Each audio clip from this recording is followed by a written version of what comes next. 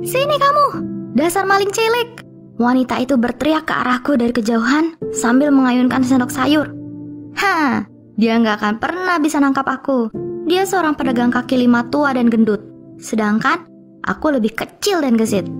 Lagi pula, apa sih ruginya buat dia? Aku cuma ambil 1 lembar tortilla. Aku bukannya ambil 1 gulung taco kok. Aku kan lapar. Belum makan sejak kemarin pagi. Aku udah 3 bulan ini hidup di jalanan kota Meksiko. Awalnya aku punya keluarga dengan kehidupan yang jauh beda dari sekarang. Ibuku berasal dari Prancis dan ayahku dari Meksiko. Aku sendiri juga punya 2 orang saudara. Tapi semuanya hancur setelah kecelakaan yang terjadi. Saat itu kami masih di Prancis. Ibuku dalam perjalanan kembali dari supermarket bersama adik dan diriku ketika tabrakan itu terjadi. Aku nggak ingat apa yang terjadi. Saat itu aku masih sangat kecil dan semua terjadi begitu cepat. Aku terbangun di rumah sakit dan melihat ayahku menangis di sisiku. Aku berulang kali hilang kesadaran berhari-hari sampai benar-benar terbangun.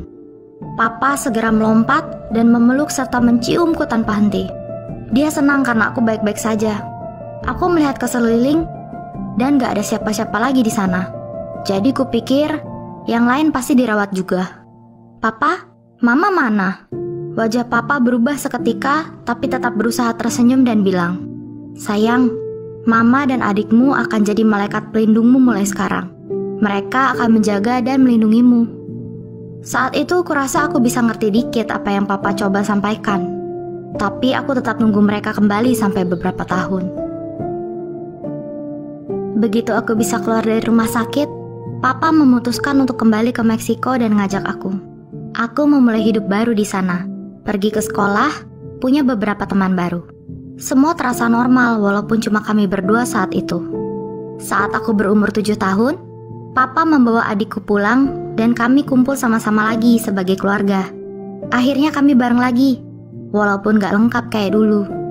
Kemudian Papa ngajak kami bicara dan bilang kalau dia akan pergi jauh. Papa bergabung menjadi tentara dan akan pergi meninggalkan negara. Aku benar-benar gak ngerti gimana bisa dia ninggalin kami berdua. Terlebih lagi setelah semua yang terjadi. Kenapa sih, Pa? Kenapa Papa harus pergi? Tinggal Papa yang kami punya. Aku berteriak sembari berdiri dari kursi. Papa bersimpuh di sebelahku dan meletakkan tangannya di pundakku, tersenyum sambil berkata, "Papa tahu kamu pasti marah. Maaf ya, tapi Papa harus lakukan ini." Air mataku menggenang sambil aku lihat mata Papa untuk coba mengerti semuanya. "Tapi kalau Papa sayang kami, harusnya Papa nggak pergi." Aku memohon. Papa hanya menjawab, "Maaf ya sayang." Kemudian beliau mencium adikku dan aku kemudian pergi. Setelah itu aku gak pernah lihat atau dengar apapun tentang Papa. Aku dan adikku diserahkan untuk tinggal dengan tante kami yang pecandu alkohol dan juga obat-obatan.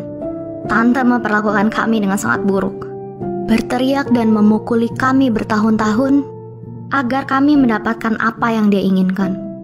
Dari umur 7 sampai 9 tahun, aku berusaha hidup untuk mendapatkan uang untuk tanteku supaya dia bisa beli minuman keras dan obat-obatan. Dia mengancam akan buang kami ke jalanan kalau kami nggak cari uang buat dia. Sampai di satu titik, aku bahkan nyolong uang dari orang tua temanku hanya untuk dikasih ke tanteku. Gak lama setelah aku umur 9 tahun, aku putuskan mending tinggal di jalanan daripada sama tante. Jadi aku kabur. Itu adalah hal paling menakutkan yang pernah aku lakukan. Sudah 3 bulan berlalu dan ini tetap menakutkan. Banyak anak-anak yang tinggal di jalanan ini. Semuanya adalah mereka yang kabur. Tapi kita tetap harus waspada dengan semua orang. Setidaknya aku punya Carla. Kami bertemu tak lama setelah aku kabur. Dia 2 tahun lebih tua dan benar-benar teman yang baik. Kami mencuri makanan bareng. Salah satu akan mengalihkan penjual, sedangkan yang lain akan mengambil makanan dan lari. Malam hari kami biasa tidur di gereja-gereja atau stasiun kereta. Lucu juga kalau ingat hal-hal itu sekarang. Jujur aja, aku bahkan gak ingat lagi kehidupanku sebelum ini.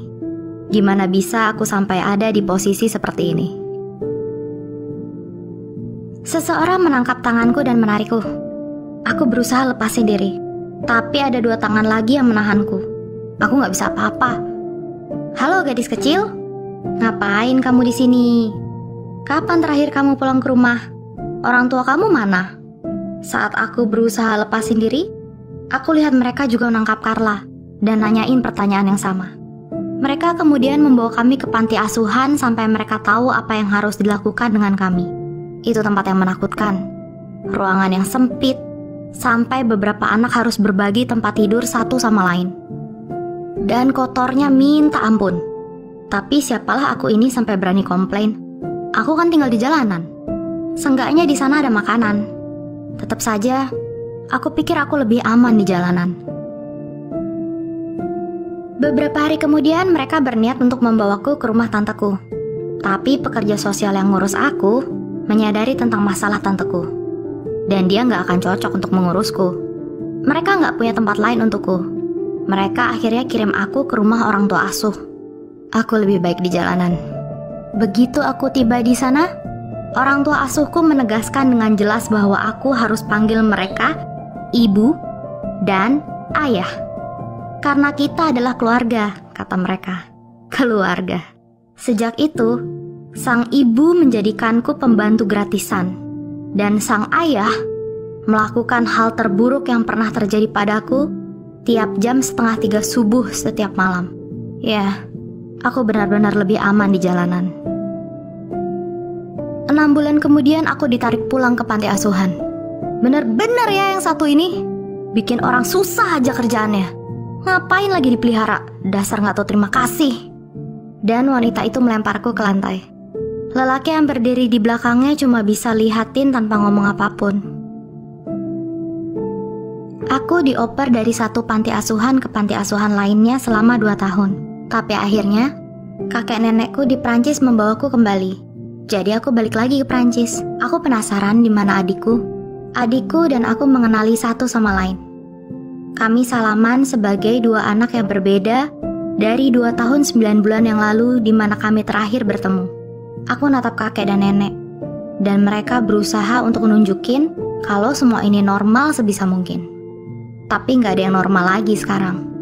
Saat kami sampai di rumah, aku duduk di kasur dan melamun. Apa aku udah benar-benar aman sekarang? Apa ini semua untuk selamanya? Sulit untuk ngerasain rasa aman kalau kita belum pernah rasain hal itu sebelumnya. Susah untuk percaya kalau ini semua hal nyata. Dan sulit rasanya untuk bisa merasa lega. Apa aku lebih aman di jalanan? Hari-hari berikutnya lebih berat dan semakin berat. Aku nyoba untuk menyesuaikan diri, tapi gak bisa. Aku punya masalah, dan kayaknya keluargaku gak akan bisa atasin ini. Aku cuma pengen lindungin diriku sendiri, karena kalau bukan aku, siapa lagi yang bisa? Aku gak bisa diam aja, hanya karena aku sekarang tinggal di rumah kakek dan nenek. Suatu hari, aku lihat mereka bisik-bisik di dapur dengan brosur di tangan mereka. Mereka mungkin akan ngirim aku pergi, kembali ke Meksiko atau tempat lain. Dan aku bener. Esok pagi, mereka ngajak aku ngomong dan bilang kalau mereka akan kirim aku ke sekolah asrama. Di sekolah asrama, segalanya mulai berjalan lancar. Aku bisa ngunjungin kakek nenek tiap akhir minggu, dan aku bahkan mulai belajar balet. Tapi ada yang gak beres. Bukannya membaik karena semua hal yang mulai stabil, aku justru ngerasa lebih dan semakin sedih. Tiap hari, aku ngerasa makin buruk. Aku bahkan bingung buat apa aku ngelakuin banyak hal ini. Semua terasa berat, begitu gelap, gak ada gunanya. Aku gak bisa lakuin ini lagi, benar-benar gak bisa. Kadang aku bangun dengan keringat bercucuran karena mimpi buruk tentang apa yang terjadi di rumah orang tua asuh. 2:30 subuh. Aku gak tahan lagi. Begitu banyak pertanyaan di kepalaku. Kenapa itu semua harus terjadi? Kenapa aku ngerasa begitu kesepian? Apa aku orang yang jahat? Jadi karena itulah semua hal itu terjadi? Atau justru aku jadi orang yang jahat karena hal-hal yang sudah terjadi itu? Kenapa aku harus ngalamin semua ini? Semua terasa sakit. Tapi di sisi lain kayak mati rasa. Susah untuk dijelaskan. Bagaimanapun juga, aku gak bisa ngelakuin ini lagi. Di mana aku? Kelihatannya kayak di rumah sakit. Oh, kepala sekolah ada di sini. Dan kakek nenek juga. Maaf, tapi kami benar-benar tidak bisa membiarkan hal ini terjadi pada murid yang lain. Ini sudah di luar kapasitas kami. Kakek dan nenekku terlihat kesusahan. Aku yang terburuk. Gimana bisa aku lakuin hal ini ke mereka? Dan ini bukan yang pertama kalinya. Aku rasa itu alasannya mereka ngeluarin aku dari sekolah. Apa yang salah sih sama diriku? Kenapa aku gak bisa lewatin ini? Tangisku pun pecah. Kakek dan nenek mendekat, dan nenek megang tanganku. Aku gak bisa lakuin apapun dengan benar. Aku butuh bantuan. Rumah sakit jiwa ternyata gak semenyeramkan yang kamu kira. Sulit iya, tapi gak ada yang lebih sulit dibandingkan nutupin perasaanku sendiri setiap waktu. Cukup melegakan. Aku akhirnya merasa bebas. Aku bisa omongin apa aja yang sudah kualami dan gimana perasaanku saat itu. Orang-orang di sekelilingku punya masalah mereka masing-masing, jadi aku gak merasa dihakimi di sana. Kami hanya mencoba untuk melalui semua hal yang terjadi pada kami. Semuanya berusaha untuk menjadi lebih baik, dan pada akhirnya aku ngerasa ada di jalan yang benar. Akhirnya, di umur 15 tahun, mulai dari berjuang sampai bertahan dari yang bisa aku ingat, aku mulai merasakan rasa aman. 9 tahun kemudian, dia yatim piatu, kata pekerja sosial padaku. Saat ini dia di rumah orang tua asuh yang ketiga. Aku lihat anak perempuan itu dan semua seperti kembali. Hei, aku 24 tahun sekarang. Setelah selesai di rumah sakit jiwa, aku kuliah dan belajar tentang psikologi. Aku seorang psikologi sekarang. Gak ada hari yang gampang, tapi bisa dibilang, aku akhirnya bahagia. Aku gak gitu mikirin masa laluku lagi. Seenggaknya, sampai aku lihat Lila. Seakan-akan masa lalu itu masuk lewat pintu. Dia begitu rapuh, hancur, muda. Saat ku ceritakan pengalamanku, dia mulai nangis sejadi-jadinya. Dia bilang, akhirnya ada orang yang ngertiin aku. Akhirnya, ada orang yang ngertiin aku. Kuulang terus apa yang dia katakan di kepalaku lagi dan lagi. Ketika aku seumuran dia, seandainya aku punya seseorang yang pernah mengalami hal yang sama denganku dan cerita, mungkin aku masih bisa merasakan harapan lebih awal. Aku mungkin bisa ngebayangin kalau ada kesempatan untuk lebih baik. Dan karena itulah aku berbagi cerita ini kepada kalian. Dengan semua yang udah terjadi sama aku bahagia harapan itu masih ada. Terima kasih sudah berbagi ceritamu dengan kami.